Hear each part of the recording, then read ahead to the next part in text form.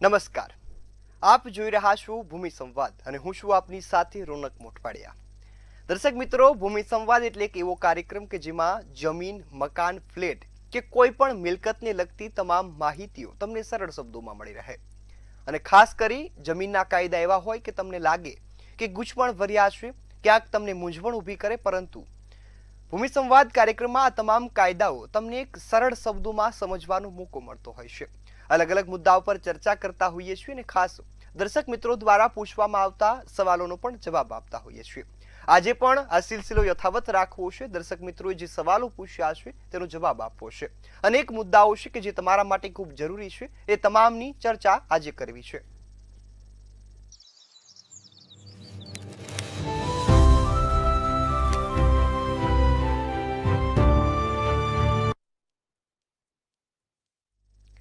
કોઈ પણ મુદ્દાની માહિતી જોતી હોય અને ખાસ કરી અને જો જમીનને લગતા કાયદાઓની માહિતી જોઈતી હોય તો એક નિષ્ણાંત વ્યક્તિની જરૂરિયાત પડે. એટલા જ માટે આપણી સાથે જોડાઈ ગયા છે એડવોકેટ અને ખૂબ સારી રીતે કાયદાઓને જાણતા એવા વ્યક્તિત્વ એટલે કે નિરંજનભાઈ પંડ્યા. નિરંજનભાઈ, આપનું ખૂબ ખૂબ સ્વાગત છે મંતવ્ય ન્યૂઝ પર. નમસ્કાર દર્શક મિત્રો. નિરંજનભાઈ, કાર્યક્રમમાં આપણે અલગ અલગ મુદ્દાઓને લઈ ચર્ચા કરતા હોઈએ છીએ. જમીનને લગતા જે કાયદાઓ છે તેને સરળ શબ્દોમાં સમજતા હોઈએ છીએ.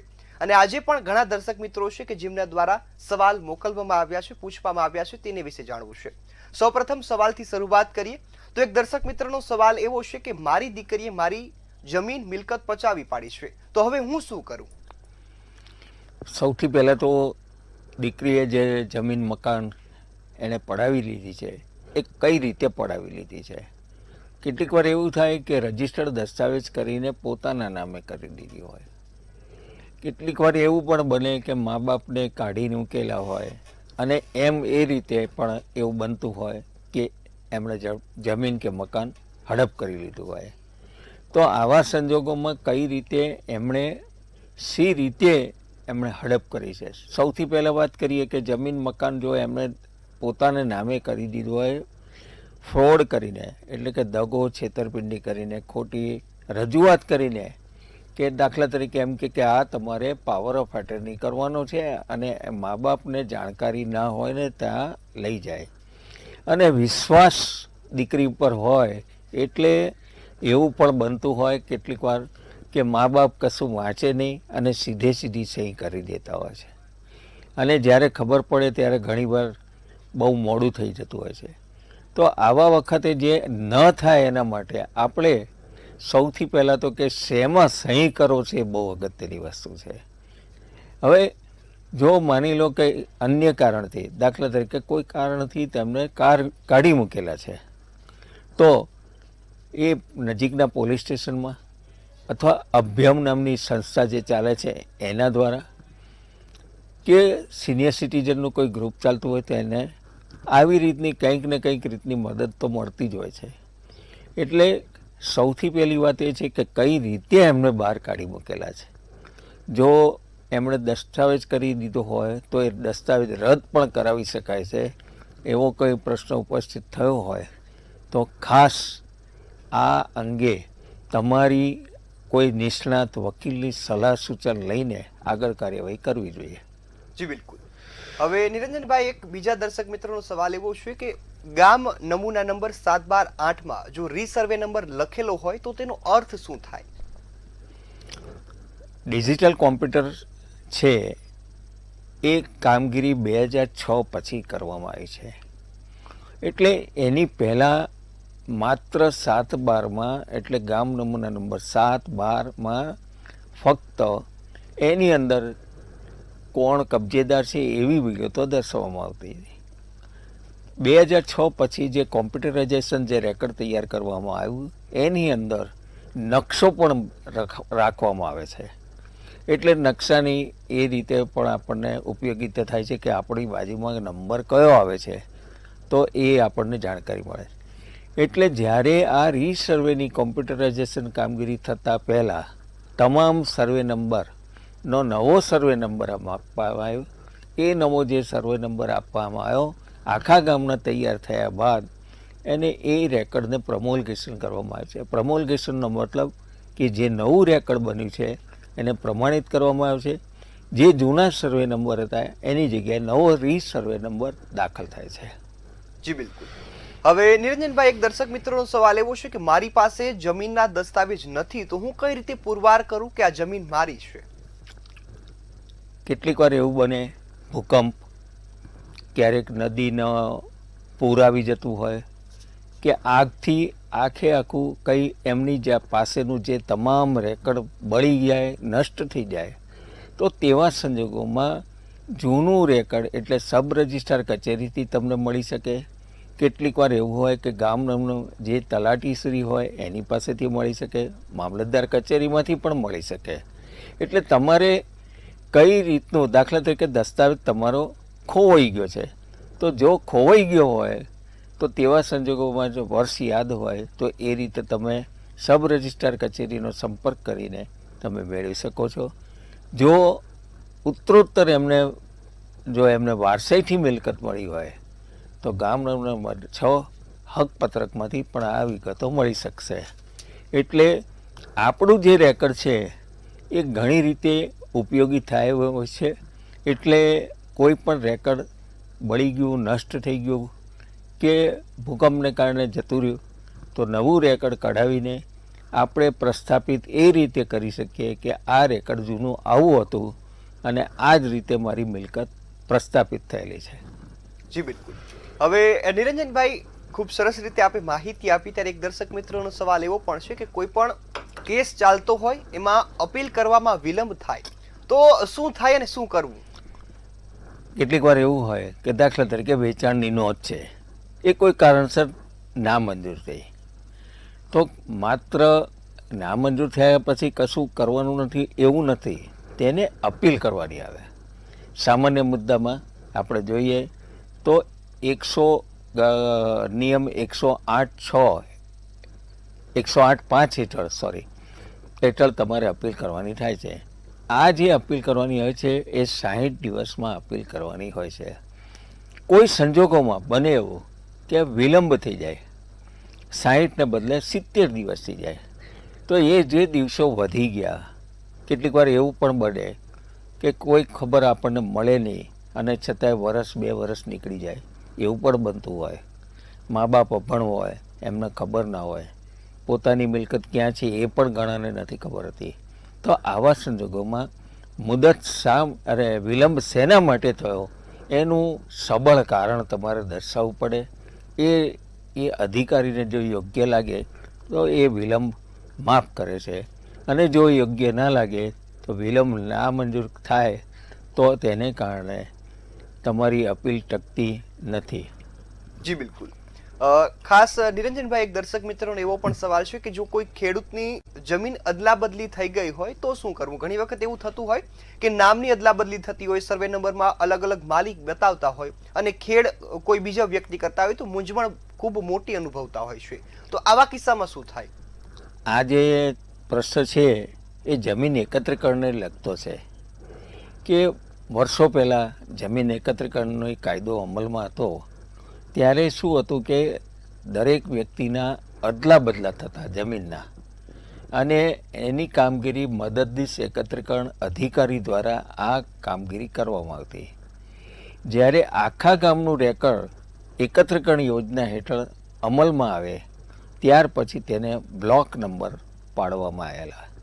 કેટલીક વાર એવું હોય કે જે જગ્યાએ એમનો કબજો હોય પણ રેકર્ડ કંઈક બીજું બોલતું હોય, અથવા રેકર્ડમાં જ્યાં એમનો કબજો બતાવતો હોય પણ તે સ્થળે એ જગ્યાએ ના હોય, એટલે આવી પણ પરિસ્થિતિ ઉપસ્થિત થતી હોય છે.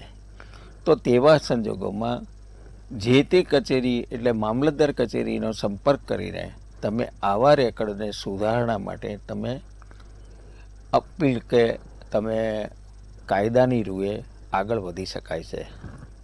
જી બિલકુલ. હવે નિરંજનભાઈ, એક દર્શક મિત્રોનો સવાલ એવો પણ છે કે ગૌચરની જમીન એટલે શું? તો ઘણી વખત ગૌચરની જમીન છે એવો શબ્દ સાંભળીએ પરંતુ અર્થ ખબર નથી હોતો, તો એના વિશે થોડી માહિતી આપશો. ગૌચર એટલે આપણે જેમ ગણીએ છીએ કે ગૌચર એ ગાય માતા માટે, એટલે મીન્સ કે જનાવર ઢોર માટે એને ચારવવા માટે એની જગ્યા પ્રસ્થાપિત કરેલી હોય છે અગાઉથી. હવે એ જે હોય છે આમ સામાન્ય રીતે લગભગ 1000 જનાવર માટે 20 એકર જેવી 100 જાનવર માટે 20 એકર જેવી જમીન લગભગ હોતી હોય છે. હવે એ જે જમીન હોય છે એ ઘણીવાર એવું પણ કહેવામાં આવતું હોય છે કે આ જમીનમાં ઉપર બાંધકામ કરેલા હોય છે ગૌચરની જમીન પર. કેટલીક વાર એવું પણ બનતું હોય ગૌચરની જમીન દબાવી દેવામાં આવે છે. કેટલીક વાર એવું હોય છે કે ગૌચરની જમીન ક્રમશઃ ઘટતી જાય છે. તો ખરેખર તો શું છે કે આ જે જમીનો ઘટતી જાય છે એ ન થાય એના માટે તાલુકા વિકાસ અધિકારી તેમજ તલાટીશ્રી આના રેકર્ડ સંબંધિત જોવામાં આવે છે. કેટલીક વાર એવું કહેવામાં આવે છે કે પડતર જગ્યા અને ગૌચર જગ્યા એ બંને એક જ ધ્યાનમાં લેવાય છે. કેટલાકનું એવું કહેવું છે કે સરકારી પડતર એટલે ગૌચર અને ગૌચર એટલે સરકારી પડતર. ના, એવું નથી. બંને વસ્તુમાં ઘણો બધો તફાવત છે. એટલે ગૌચર માત્ર એનો ઉપયોગ ફક્ત અને ફક્ત જનાવર માટે ચરાવવા માટેની કામગીરી કરી શકાતી હોય છે. જી બિલકુલ. હવે નિરંજનભાઈ, એક દર્શક મિત્રનો સવાલ એવો છે કે વસીહતમાં અસમાન વહેંચણી કરવામાં આવી, એટલે કે એક બાળકને જેટલી 10 વીઘા જેટલી જમીન આપવામાં આવી છે, બીજા બાળકને 5 વીઘા જેટલી. તો આવી અસમાનતા હોય તો શું કરી શકાય? ખાસ એ દર્શક મિત્રે સવાલ પૂછ્યો છે. કેટલીક વાર એવું બને કે મા બાપને એવું ના બને કે અસમાન વહેંચણી કરે. મા બાપ બી એવું જાણતા હોય છે કે ભાઈ આ દીકરાને બધાને સમાન વહેંચણી આપવામાં આવતી. પરંતુ કેટલીક વાર એવું બને કે જે મિલકતની કિંમતના પ્રમાણે એની વહેંચણી કરવામાં આવે. દાખલા તરીકે અંદરની જમીન હોય, ઇન્ટિરિયર બહુ હોય તો એનો સામાન્ય રીતે ભાવ ઓછો હોય અને રોડ ઉપર જમીન હોય તો એનો વધારે ભાવ હોય. તો આવા સંજોગોમાં ઘણીવાર ભાવના કારણે એને ઓછી વધતી થતી હોય છે. તેમજ કેટલીક વાર એવું બને કે જે ફળદ્રુપતાની દ્રષ્ટિએ એવી જમીન પણ વધારે ઓછી હોય અને જે ફળદ્રુપ થોડી ઓછી હોય તો એની ઓછી જમીનને કારણે વસિયતમાં લખેલી હોય. તો આવા સંજોગોમાં એવો મા બાપનું ક્યારેય હોય નહીં, ઈચ્છા ના હોય કે દીકરાઓ લડે. પરંતુ આવા સંજોગોમાં સમાધાનકારી વલણ અપનાવીને એને આપણે વિલથી કે વસિયતથી આપેલી હોય તો બરાબર ગણાય. પણ કોર્ટમાં પણ આ વસ્તુનું ખાસ ધ્યાન રાખવું પડે છે. કોર્ટ એવું ના કહી શકે કે તમે કેટલી જમીન કેમ આપી, એવું ક્યારેય કહી શકતી નથી. માત્ર એમના ઈરાદો એ હોવો, નેક ઈરાદો હોવો એ જરૂરી છે. જી બિલકુલ. હવે નિરંજનભાઈ, એક દર્શક મિત્રનો સવાલ એવો છે કે ગામ નમૂના નંબર 7/12/8ની વિગતો કઈ રીતે મેળવી શકાય? આમ ગણીએ તો જે ડિટિલાઇઝેશન એટલે એમાં જે કોમ્પ્યુટર રેકર્ડ બન્યું એ રેકર્ડમાં કેવી રીતે થયું કે જે નવું રેકર્ડ થયું એ તમે ઘરે બેસીને પણ તમે એ રેકર્ડ જોઈ શકો છો. તો એ કઈ રીતે જોઈ શકાય તેના માટે છે ગૂગલમાં જઈને NEROR એ તમે લખો એટલે એની આધારે એ તમને રેકર્ડ જોવા મળી શકે. હવે જેમાં તમે NEROR ખોલશો એટલે તમારે કયા પ્રકારનું રેકર્ડ જોઈએ છે, જૂનું રેકર્ડ જોઈએ છે, નવું રેકર્ડ જોઈએ છે કે સિટીઝનને લગતું જોઈએ છે, તો એ તમામ હકીકતો તમને આમાંથી જોવા મળતી હોય છે. અહીંયા વાત આવે છે કે 7/12નું મારે રેકર્ડ જોવું છે હાલની તારીખનું. તો તમે NEROR ખોલશો, તેમાં 6 થી 7 મુદ્દા એમાં લખેલા છે કે કયા પ્રકારનું તમારે રેકર્ડ જોઈએ છે. હાલનું રેકર્ડ જોઈતું હોય તો તમે હાલના રેકર્ડની પણ તમને જાણકારી મળી શકે છે. જી બિલકુલ. ખાસ એક દર્શક મિત્રોનો સવાલ છે કે જો વિલ થયેલ હોય તો વારસાઈ થઈ શકે ખરા? વિલ થાય એ બરોબર છે, પણ ક્યારેય વિલ થયા પહેલાં એની વારસાઈની નોંધ પાડવામાં આવે છે. આ સવાલ અને આ અગાઉના એપિસોડમાં આની ચર્ચા થયેલી જ છે કે જ્યારે કોઈ વસિયતનામું કરવામાં આવ્યું હોય ત્યારે એની વારસાઈની નોંધ પાડવામાં આવે છે. વારસાઈની નોંધથી તમામને ખબર પડે, દીકરા દીકરીને, કે મારા બાપાએ આ મને વસિયત કરે આપેલું છે, તો એ કોને વસિયત કર્યું છે એ પછી એન્ટ્રી પડે. એટલે દાખલા તરીકે તમારે એ વસિયતની નોંધ પાડવા પહેલાં વારસાઈની નોંધ પાડવામાં છે. વારસાઈની અંદર એમાં પેઢીનામું તમારે તૈયાર કરવાનું હોય છે. એ પેઢીનામું તલાટીશ્રી તૈયાર કરે. એની નોંધ તમે હાલ રેકર્ડ તમે સીધું કોમ્પ્યુટરાઇઝેશન કારણે તમે દાખલ કરી શકો છો. વસિયતની નોંધ પછી પડે, વારસાઈની નોંધ તમારે તરત પડી શકે છે. જી બિલકુલ. હવે નિરંજનભાઈ, તમામ લોકોના મનમાં ઉદ્ભવતો સવાલ અને ખાસ એક દર્શક મિત્ર દ્વારા પણ પૂછવામાં આવ્યું કે ગામ નમૂના નંબર 712માં ટુકડો લખેલું હોય તો તેનો અર્થ શું? આ પણ વસ્તુ જે આપણે કહીએ છીએ એ ચર્ચા કરેલી જ છે. છતાંય કે જ્યારે 8,000 ચોરસ મીટર કરતાં ઓછી જમીન હોય, એટલે કે 2 એકર, અને જ્યારે ક્યારીની જમીન હોય તો એની બાબતે આપણને એ ટુકડો લખવામાં આવે છે. જ્યારે કોઈ વેચાણ કરવાનો પ્રશ્ન થાય, દાખલા તરીકે કોઈને 4,000 ચોરસ મીટરનો દસ્તાવેજ કરવો છે, તો એને ટુકડા ભંગની કાર્યવાહી થાય. 8,000 ઉપર કરતા હોય તો વાંધો નથી, પરંતુ સાથે સાથે 2013માં એક એવો પરિપત્ર થયો છે કે આખી જમીન દાખલા તરીકે 4,000 ચોરસ મીટરની જ છે, તો એમાં ટુકડાનો ભંગ થતો નથી એવો પરિપત્ર થયેલો છે.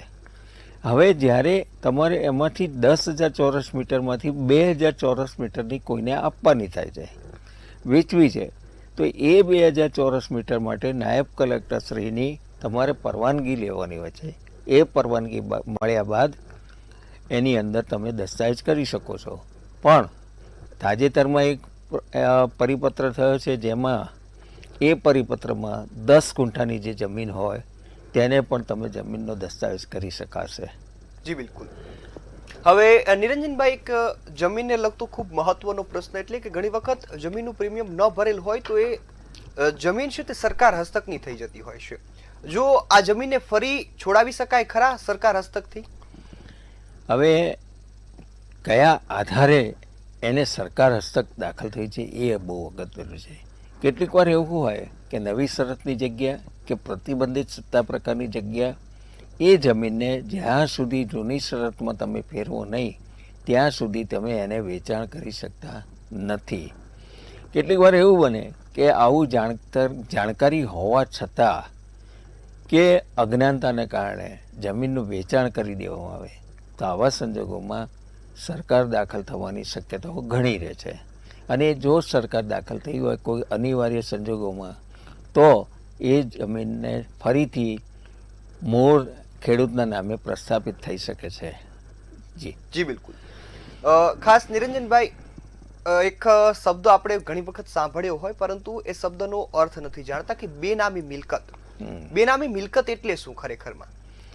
બેનામી મિલકત આપણે જ્યારે દાખલા તરીકે હું કોઈ એક અન્ય વ્યક્તિને અથવા તો મારા કુટુંબના વ્યક્તિનો દ્વારા ખરીદ કરવામાં આવે, નાણાકીય જવાબદારી મેં લીધી હોય ને મેં નાણાં પૈસા ખર્ચ્યા હોય, પણ લીધી છે મેં અન્ય વ્યક્તિના નામે, તો આવી જે જમીન થઈ હોય એને બેનામી મિલકત કહેવાય. બેનામી મિલકત એટલે અન્ય વ્યક્તિના નામે જમીન ખરીદાય, નાણાંનું જે હોય એ અવેજ એ હું પોતે ચૂકવતો હોઉં, તો આવા સંજોગોમાં એ બેનામી મિલકત કહેવાય. જી બિલકુલ. નિરંજનભાઈ, એક દર્શક મિત્રે સવાલ પૂછ્યો છે કે પાવર ઓફ એટર્નીની મર્યાદા શું હોય? હંમેશા પાવર ઓફ એટર્ની જ્યારે કરવામાં આવે એનો મતલબ કેવો કે હું મારું કાર્ય કરવા માટે એક વ્યક્તિની નિમણૂક કરું છું. હવે એ વ્યક્તિની નિમણૂક કરીએ છીએ શેના માટે? કે ભાઈ મકાન વેચવા માટે. હવે જે મકાન વેચાઈ જાય તો એ પાવર ઓફ એટર્નીનો અંત આવી જાય છે. કેટલીક વાર એવું કહ્યું હોય કે આ કાર્ય પૂર્ણ થાય ત્યાં સુધી, એટલે કાર્ય 1 વર્ષમાં થાય ને 5 વર્ષમાં થાય. હવે એ કાર્ય પૂરું થઈ ગયું 5 વર્ષ પછી, તો એ power of attorney null and void બની જાય છે. એટલે કયા શેના કારણે પાવર ઓફ એટર્ની આપવામાં આવ્યો છે એ બહુ અગત્યતા છે. જી બિલકુલ. હવે એક દર્શક મિત્રે સવાલ એવો પૂછ્યો છે કે જમીનમાં હેતુ બદલ કરવો હોય તો શું કરવું? જમીનને કોઈ પણ હેતુ બદલવો છે, દાખલા તરીકે આપણે મારે મકાન બનાવવું છે, ખેતીની જમીન, હવે એનામાંથી મકાન બનાવવું છે અને મકાન બનાવીને હું બિનખેતીનો ઉપયોગ કરવા માગું છું, તો જમીન મહેસૂલની કલમ 65 હેઠળ એની પરવાનગી લેવામાં આવે છે. એ પરવાનગી જો લેવામાં આવે અને મકાન બનાવવા આવે અને એના બિનખેતીના મુજબ અને પ્લોટ મુજબના માપ એને પ્લાન પાસ કરવામાં આવે, સેન્કશન કરવામાં આવે તો એ કાયદેસરનું ગણી શકાય. કેટલાક એવું પણ કરતા હોય છે કે સીધું મકાન બાંધી દેતા હોય છે, તો આવા સંજોગોમાં ક્યારેક ડિમોલિશનને પાત્ર બી થતું હોય છે. તો જ્યારે તમે જ્યારે ખેતીની જમીનને તમે હેતુ બદલવા માગતા હો તો તમારે કાયદેસરની અરજી, એટલે ઓનલાઈન તમે અરજી પણ બિનખેતી માટે કરી શકો છો. જી બિલકુલ. એક દર્શક મિત્રે સવાલ એવો પૂછ્યો છે કે હકપત્રકમાં પડેલી વેચાણ નોંધ નામંજૂર થઈ શકે ખરા? હા, કેટલીક વાર એવું બનતું હોય કે વેચાણની નોંધ પાડવામાં આવી હોય તો એ જે ખરીદનાર વ્યક્તિ છે તો તે વ્યક્તિ કેટલીક વાર એવું બને કે ખેડૂત ના હોય, કેટલીક વાર એવું હોય કે એની અંદર 10 વ્યક્તિઓ એના વેચનાર વ્યક્તિ છે, તો એ 10માંથી 6 જ વ્યક્તિએ સહી કરી હોય, બાકી એના 4 વ્યક્તિએ સહી કરી નથી. કેટલીક વાર એવું બને કે એની અંદર જે દર્શાવવામાં આવ્યું હોય ખોટી વિગત દર્શાવેલી હોય, કે કેટલીક વાર એવું હોય કે ક્ષેત્રફળ ખોટું હોય, કેટલીક વાર એવું હોય સર્વે નંબર ખોટો હોય. તો આવી જે વિગતો છે, નાની વિગતો, તો તેવા કારણે નોંધ નામંજૂર થતી હોય છે. કેટલીક વાર એવું હોય કે અન્ય વારસદારના નામ દાખલ થયા હોય હકપત્રકમાં અને છતાં પણ એ નોંધ નામંજૂર થાય. કેટલીક વાર એની ઉપર બોજો હોય, સોસાયટીનો બોજો હોય કે બેંકનો બોજો હોય, જ્યાં સુધી એ બોજો ભરપાઈ ના થાય ત્યાં સુધી પણ એ નોંધ મંજૂર થઈ શકતી નથી, એટલે નોંધ નામંજૂર થાય છે. જી બિલકુલ. હવે નિરંજનભાઈ, દર્શક મિત્રે એવો સવાલ પૂછ્યો છે કે વેચાણની નોંધ બાદ કલમ 135D ની નોટિસ એટલે શું? બહુ સામાન્ય વાત છે આ, કે જે તમારે તબદીલી થાય કોઈ પણ પ્રકારની, વારસાઈથી થાય, વેચાણથી થાય, ખરીદવાથી થાય, તો એ જે તબદીલી થતી હોય છે કોઈ બીજી વ્યક્તિના નામે, એટલે જે હક ગુમાવે છે એને 135D હેઠળ, જમીન મહેસૂલ કાયદાની 135D હેઠળ એને નોટિસ બજાવવામાં આવશે. એ નોટિસનો પીરિયડના એમાં તમારે કોઈ પણ જાતનો કંઈ પણ જાતનો વાંધો હોય તો એ દર્શાવવાનો હોય છે. એ નોંધને જો તમે એ વાંધો દર્શાવવામાં આવે તો એને તકરારી રજિસ્ટરે લેવામાં આવે છે. એ તકરારી નોંધ જે છે એ નાયબ કલેક્ટર શ્રી કે પ્રાંત અધિકારી શ્રી એનો નક્કી કરવામાં આવે છે કે આ જે વાંધો લેવામાં આવ્યો છે સાચો છે ખોટો છે એ દર્શાવવામાં આવે છે. જી બિલકુલ. ત્યારે સમયની મર્યાદા છે એટલે કાર્યક્રમને અહીં સમાપ્ત કરવો પડશે. નિરંજનભાઈ, અમારી સાથે જોડાયા અને ખૂબ સરસ રીતે માહિતી આપી બદલ આપનો ખૂબ ખૂબ આભાર.